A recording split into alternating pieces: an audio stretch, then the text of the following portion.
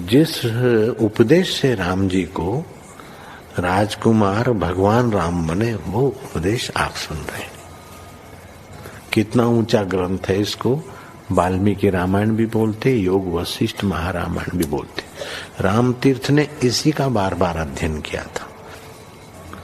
ये आप भी शांत हो जाएंगे परमात्मा में, और दूसरों को भी शांति देने की क्षमता देने वाला ये सदग्रंथ है।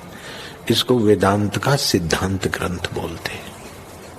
दूसरे होते प्रक्रिया ग्रंथ। ये करके फिर कब वो आचार्य बनो तब समझो, ये तो थोड़ा पढ़ो और फिर वही सिद्धांत की बात। तो बार बार योग वशिष्ठ महारामायण विचारने योग।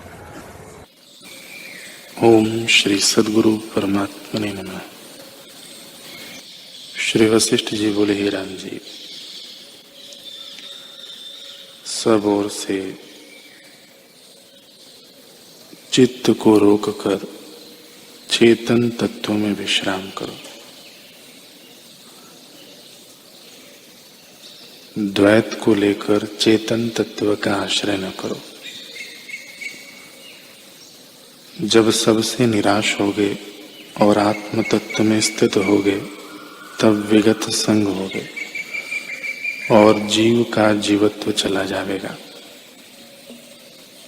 केवल चिदात्मा होकर स्थित होगे, तब सब व्यवहार करो अथवा न करो, करते भी अकर्ता होगे, अथवा इसका भी त्याग करो। केवल चिदानंद शांत रूप जो तत्व है उसमें स्थित हो, तब अद्वैत रूप तत्व स्वाभाविक भासेगा। जैसे बादलों के दूर हुए सूर्य स्वाभाविक भासता है, तैसे ही फुरने से रहित होने से चेतन तत्व भासावेगा। और जैसे प्रकाश रूप चिंतामणि स्वाभाविक भासाती है, तैसे ही आत्म प्रकाश स्वाभाविक भासावेगा। फिर जो कुछ क्रिया तुम करोगे वह सब फलदायी न होगी। जैसे कमल को जल नहीं स्पर्श करता, तैसे ही तुमको क्रिया न स्पर्श करेगी, और चित्त आत्मगति निर्वाण रूप होगा। क्रिया करता भी अकर्ता रहोगे। ओम श्री सद्गुरु परमात्मने नमः। श्री वशिष्ठ जी बोले, हे राम जी, जैसे चक्रवर्ती राज्य से आनंद और तृप्ति होती है, तैसे ही ज्ञानवान ब्रह्मानंद में इंद्रियों की इच्छा से रहित छोड़ता है और शब्द स्पर्श रूप रस गंध पांचों इंद्रियों के विषयों में आसक्त नहीं होता।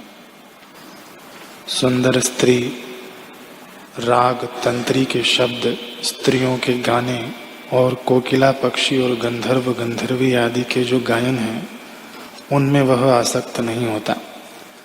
अगर चंदन, मंदार, कल्प वृक्ष के सुंदर फूलों की सुगंध, अप्सरा और नाग कन्याओं की नाई सुंदर स्त्रियों का स्पर्श करने और हीरे, मणि और भूषण और नाना प्रकार के वस्त्रों में वह बंधवान नहीं होता। जैसे चंद्रमा सुंदर और शीतल है, परंतु सूर्यमुखी कमलों को विकास नहीं कर सकता, तैसे ही सुंदर स्पर्श ज्ञानी के चित्त को हर्षवान नहीं करता। जैसे मरुस्थल में हंस प्रसन्न नहीं होता, तैसे ही ज्ञानवान स्पर्श से प्रसन्न नहीं होता। वह रस आदिक में भी बंधवान नहीं होता।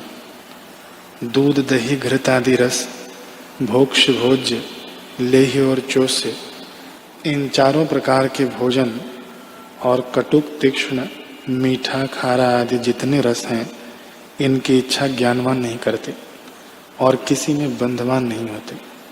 वे आत्मबोध से नित्य तृप्त हैं और किसी भोग की इच्छा नहीं करते। जैसे ब्राह्मण मुर्गी के मांस के खाने की इच्छा नहीं करते, तैसे ही ज्ञानवान उर्वशी, रंभा, मेनका आदि अप्सराओं की इच्छा नहीं करते। ओम श्री सद्गुरु परमात्मने नमः। श्री वशिष्ठ जी बोले, हे राम जी, असंसक्त पुरुष ध्यान करे अथवा व्यवहार करे, वह सदा ध्यान में स्थित और शोक से रहित है। बाहर से यदि वह क्षोभमान दृष्ट आता है, परंतु हृदय उसका सर्व कलना से रहित है और वह संपूर्ण लक्ष्मी से शोभता है। हे राम जी, जिस पुरुष का चित्त चैत्य से रहित अचल है, सो विगत ज्वर है, उसको कुछ दुख स्पर्श नहीं करता। जैसे जल कमलों को स्पर्श नहीं करता और औरों को निर्मल करता है, और जैसे निर्मली मलिन जल को निर्मल करती है, तैसे ही यह जगत को निर्मल करता है। जो आत्म तत्व में लीन है, सो क्षोभमान विदृष्ट आता है, परंतु क्षोभ उसे कदाचित नहीं। जैसे सूर्य का प्रतिबिंब क्षोभमान दृष्ट आता है, परंतु सूर्य को कदाचित क्षोभ नहीं, तैसे ही ज्ञानवान का चित्त क्षोभमान दृष्ट आता है, परंतु क्षोभ उसे कदाचित नहीं। हे राम जी, आत्मरामी पुरुष बाहर से मोर के पुच्छवत चंचल भी दृष्ट आता है, परंतु हृदय से सुमेरु पर्वत की नहीं अचल है। जिनका चित्त आत्मपद में स्थित हुआ है, उनको सुख दुख अपने वश नहीं कर सकते। जैसे स्फटिक को प्रतिबिंब का रंग नहीं चढ़ता, तैसे ही ज्ञानवान को सुख दुख का रंग नहीं चढ़ता। ओम श्री सद्गुरु परमात्मने नमः। श्री योग वशिष्ठ महारामायण। श्री वशिष्ठ जी बोले, हे रामचंद्र जी,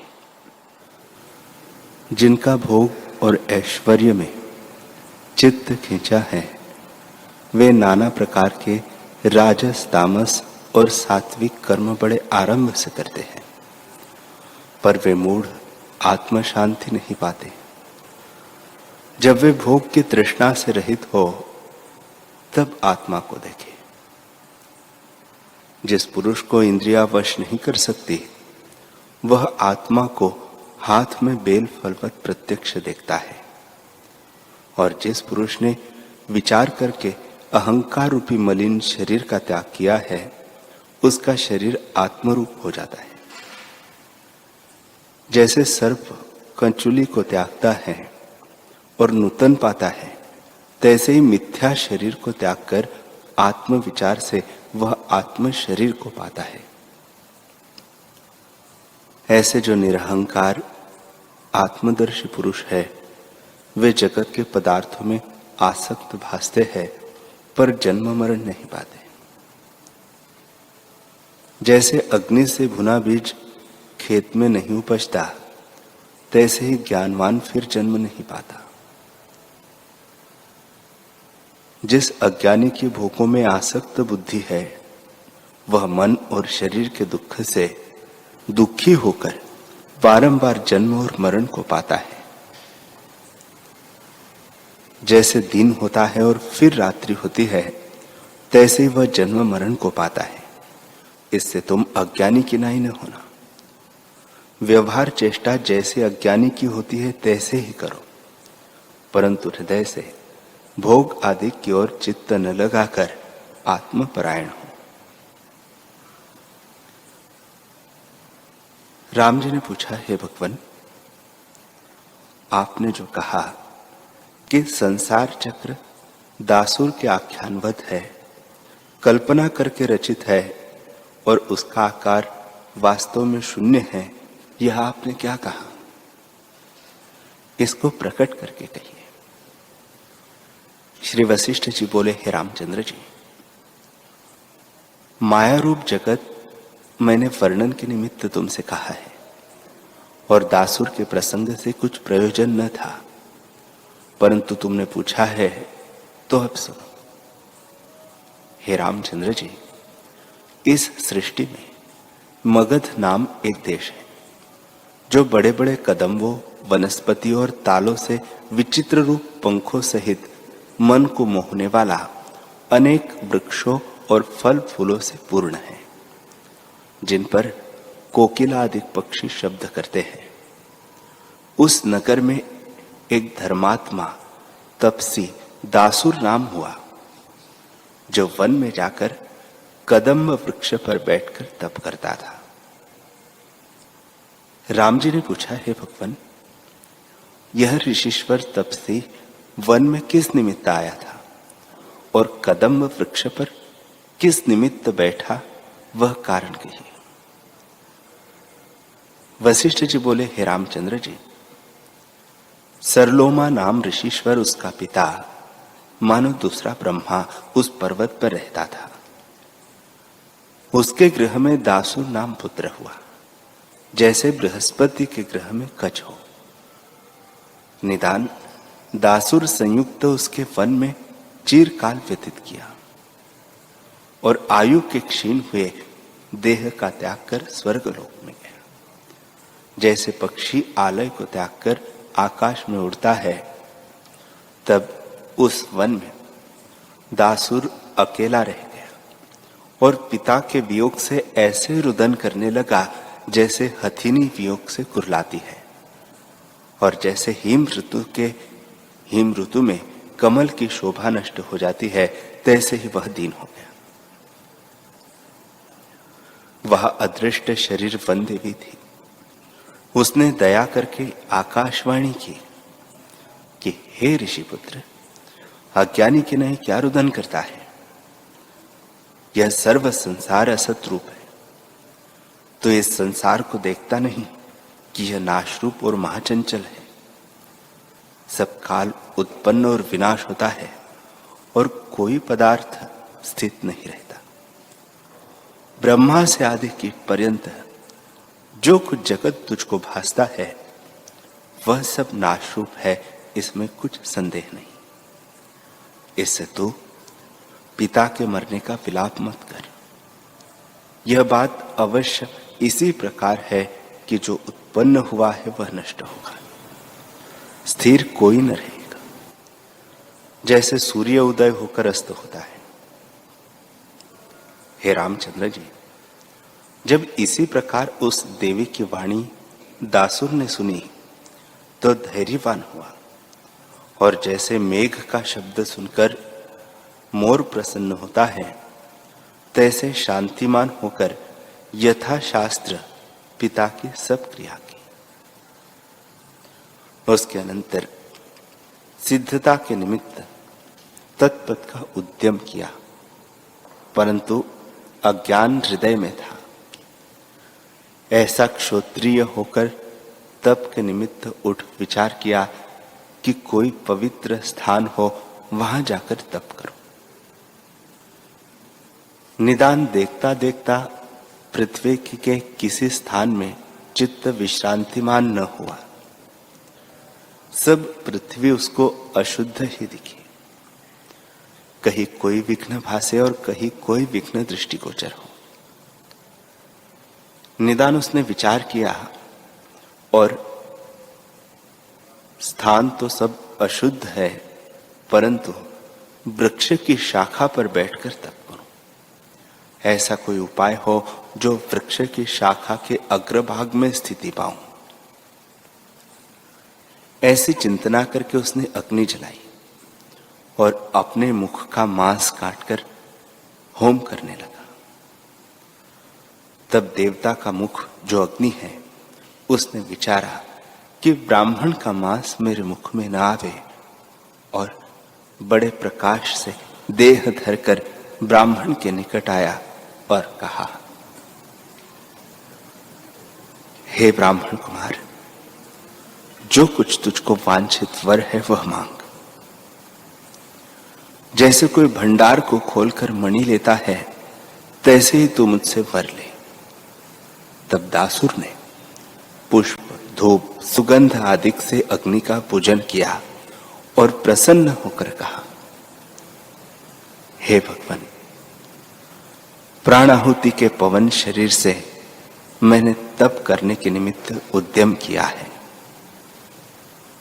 सो और कोई शुद्ध स्थान मुझको नहीं भासता। इसलिए मैं चाहता हूं कि इस वृक्ष की अग्र शिखा में स्थित होने को मुझको शक्ति हो, और यहां बैठकर मैं तप करूं। यही वर मुझको दो। तब अग्निदेव ने कहा, ऐसे ही हो। इस प्रकार कहकर अग्नि अंतर्धान हो गया, जैसे संध्या काल के मेघ अंतर्धान हो जाते हों। तब वर पाके ब्राह्मण कुमार ऐसा प्रसन्न हुआ जैसे पूर्णमासी का चंद्रमा पूर्ण कलाओं से प्रसन्न होता है और चंद्रमा के प्रकाश को पाकर कमलिनी शोभित होती है, तैसे ही वर पाके वह शोभित हुआ। श्री वशिष्ठ जी बोले, हे रामचंद्र जी,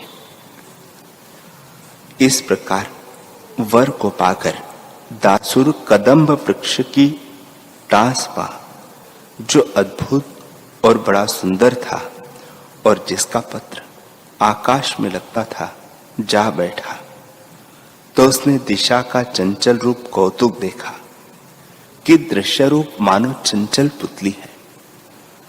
श्याम आकाश उसका शेष है, श्याम केश ही प्रकाश रूप है, पाताल उसके चरण है, मेघ रूपी वस्त्र है और पुण्यवत गौर अंग है। ऐसी दृश्य रूपी एक स्त्री है। समुद्र कैलाश जिसके भूषण है, प्राण रूपी फुरने से चलती है, मोह रूपी शरीर है, वनस्पति रोम है, सूर्य चंद्रमा उसके कुंडल है, पर्वत कड़े है, पवन प्राण वायु है, दिशा हस्त है, समुद्र आरसी है, सूर्य आदि उष्णता उसका पित्त है और चंद्रमा कफ है। ऐसी त्रिलोकी रूप एक पुतली है। श्री वशिष्ठ जी बोले, हे रामचंद्र जी, कदम्ब वृक्ष के ऊपर स्थित होकर वह तप करने लगा, इसीलिए उसका नाम कदम्ब तपासुर हुआ। एक क्षण उसने दिशा को देख वहां से वृत्ति को खींचा और पद्मासन बांधकर मन को एकाग्र किया। दासुर परमार्थ पद से अज्ञात था, इसलिए कर्म में स्थित था और फल की ओर उसका मन था। मन से उसने यज्ञ का आरंभ किया और जो कुछ सामग्री की विधि थी वह सब यथाशास्त्र मन से ही की और 10 वर्ष मन में व्यतीत किए। उसने सब देवताओं का पूजन किया और गोमेध, अश्वमेघ, नरमेध सब यथाविधि संयुक्त मन से किए और ब्राह्मणों को बहुत दक्षिणा दी। इस प्रकार समय पाकर उसका अंतःकरण शुभ हुआ और आत्मपद में निर्मल चित्त से स्थित हुआ। बलात्कार से उसके हृदय में ज्ञान प्रकाशित होकर आत्मा के आगे के मलिन वासना का जो आवरण था नष्ट हो गया और जैसे शरद काल में तड़ाग निर्मल होता है, तैसे ही मुनीश्वर का चित्त संकल्प से रहित हुआ।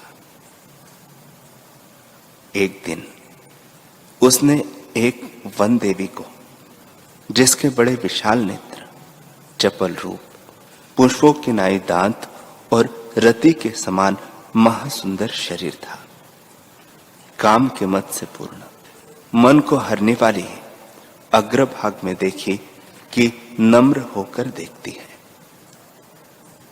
मुनीश्वर ने कहा, हे कमल नयनी, तू कौन है? कैसे शोभित रूप है और इन पुष्पों से संयुक्त लता में किस निमित्त आई है? तब कामदेव को मोहने वाली गौरी बोली, हे मुनीश्वर, जो पदार्थ इस पृथ्वी में बड़े कष्ट से प्राप्त होता है वह महापुरुषों की कृपा से सुगमता से मिलता है। हम इस वन की देवियां लीला करती फिरती है और जिस निमित्त मैं तुम्हारे आगे आई हूं वह सुनो। हे मुनीश्वर, पिछले दिन चैत्र शुक्ल त्रयोदशी थी।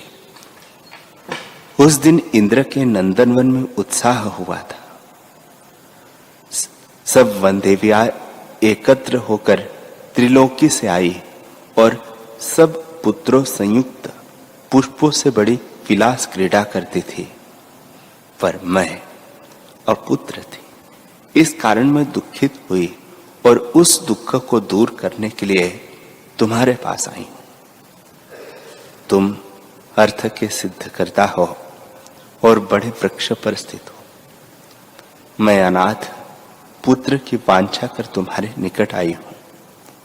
इससे मुझको पुत्र दो, और जो न दोगे तो मैं अग्नि जलाकर जल मरूंगी और इस प्रकार पुत्र का दुख दाह निवृत्त करूंगी। हे रामचंद्र जी, जब इस प्रकार वनदेवी ने कहा तब मुनीश्वर हंसे और दया करके हाथ में पुष्प दिया और कहा, हे सुंदरी, जा, तेरे 1 मास के उपरांत पूजने योग्य और महासुंदर पुत्र होगा। परंतु तूने जो इच्छा धारी थी कि जो पुत्र प्राप्त न होगा तो जल मरूंगी, इससे अज्ञानी पुत्र होगा, पर यत्न से उसको ज्ञान प्राप्त होगा। जब इस प्रकार मुनीश्वर ने कहा तब प्रसन्न होकर वनदेवी ने कहा, हे मुनीश्वर, मैं यहां रहकर तुम्हारी टहल करूंगी। तुरंत मुनीश्वर ने उसका त्याग किया और कहा, हे सुंदरी, तू अपने स्थान में जा रहे। तब वह वनदेवियों में जा रही और समय पाके उसके पुत्र उत्पन्न हुआ। जब वह 10 वर्ष का बालक हुआ तब वह उसे मुनीश्वर के निकट ले आई और पुत्र संयुक्त प्रणाम करके पुत्र को मुनीश्वर के आगे रखकर कहा, हे भगवान, यह कल्याण मूर्ति बालक तुम हम दोनों का पुत्र है। इसको मैंने संपूर्ण विद्या सिखाकर परिपक्व किया है और अब वह सबका वेत्ता हुआ है, परंतु केवल ज्ञान इसे प्राप्त नहीं हुआ, जिसे इस संसार यंत्र में फिर दुख पावेगा। इसलिए आप कृपा करके इसको ज्ञान उपदेश करो। हे प्रभु, ऐसा कौन कुलीन है जो अपने पुत्र को मूर्ख रखना चाहे।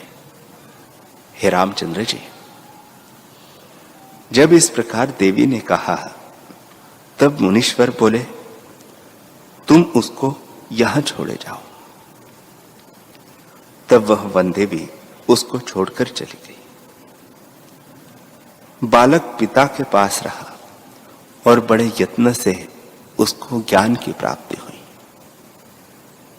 मुनीश्वर ने नाना प्रकार के उक्त आख्यान, इतिहास और अपने दृष्टांत कल्प कर चिर पर्यंत पुत्र को जगाया और वेदांत का निश्चय अनुद्वेग होकर उपदेश किया। विस्तार पूर्वक कथा के क्रम, जो अनुभव और बड़े गूढ़ अर्थ है वे भी कहे हैं, और जो अपने अनुभव वश से प्रत्यक्ष था सो भी बल करके उपदेश किया कि जिससे वह जागा और शांत आत्मा हुआ। तब तो जैसे मेघ के शब्द से मोर प्रसन्न होता है, तैसे ही वह बालक प्रसन्न हुआ। श्री वशिष्ठ जी बोले, हे रामचंद्र जी, उसी समय मैं भी कैलाश वाहिनी गंगा जी के स्नान के निमित्त अदृश्य शरीर संयुक्त आकाश की विधि में सप्त ऋषियों के मंडल से चला जाता था। जिस वृक्ष पर वह बैठा था, जब उसके पीछे मैं आया तो कुछ शब्द सुना कि उस वृक्ष के ऊपर से शब्द होता है। मूंदे कमल में भंवरे के शब्दवत कोई इस प्रकार कहता है कि हे पुत्र सुन, मैं तुझसे वस्तु के निरूपण के निमित्त एक आश्चर्यमय आख्यान कहता हूं। हरि ओम,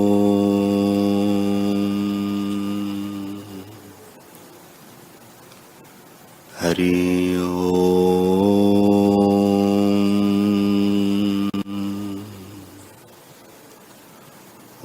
ओम सहनाववतु सहनौ भुनक्तु सह वीर्यं करवावहै तेजस्विनावधीतमस्तु मा विद्विषावहै। ओम शांति शांति शांति। श्री सद्गुरुदेव भगवान की जय।